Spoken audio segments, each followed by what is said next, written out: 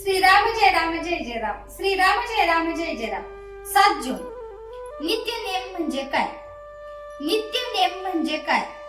नित्याचा जो नियम तो खरा नित्य नेम होय. नित्य कोण?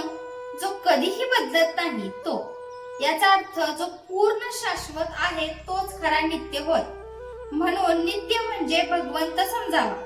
त्याचा नियम करायचा म्हणजे काय करायचे? नियम करणे याचा अर्थ नियमन करणे, निग्रह करणे, वश करून घेणे, स्वाधीन ठेवणे हा होय. आपले मन भगवंताच्या स्वाधीन करणे, त्याच्या ठिकाणी ते नेहमी ठेवणे याचे नाव नित्य नियम होय.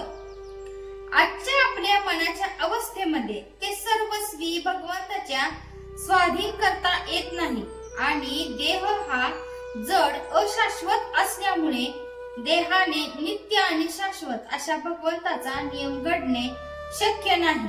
म्हणून देहाने घेता येत असून देहाच्या पलीकडे असणारे आणि सूक्ष्म असल्यामुळे भगवंताशी शाश्वत संबंध असणारे असे भगवंताचे नाम अखंड घेणे हा आपला खरा नित्य नियम आहे.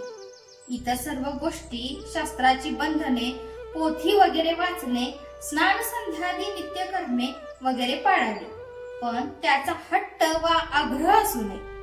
कोणत्याही अवस्थेमध्ये भगवंताचे नाम मात्र सोडू नये एवढाच हट्ट क्षम्य आहे. शुद्ध भावनेने नाम घेतले की भगवंत दर्शन देतो. शुद्ध भावनेचे फळ फार मोठे आहे. पुष्कळ वेळा गरीब आणि अशिक्षित लोकच या बाबतीत श्रेष्ठ असतात. आपण नाम घेत जावे, नामाने भावना शुद्ध होत जाते.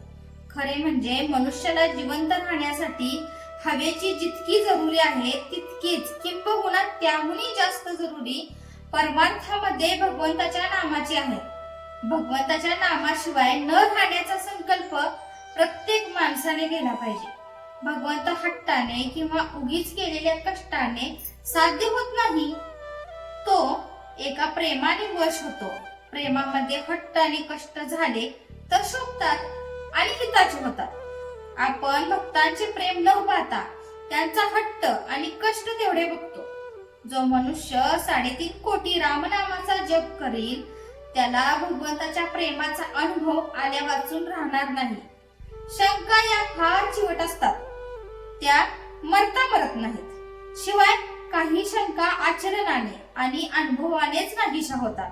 म्हणून मनात शंका असल्या तरी नाम सोडू नये. सतत नाम घेत गेल्याने मन स्वच्छ होत जाते आणि सर्व शंका आपोआप विरून जातात. लंकेमध्ये रावणाच्या बंदिवासात अशोकवनात सीता असताना तिच्या सानिध्याच्या प्रभावामुळे तिथली झाडे, पक्षी, दगड या सर्वांना रामनामाचे प्रेम लागले होते असे वर्णन आहे.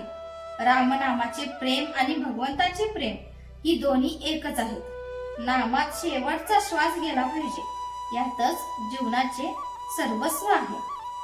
जय जय रघुवीर समर्थ. आजचे बोधवाक्य: ध्रुवासारखी नामावर निष्ठा पाहिजे.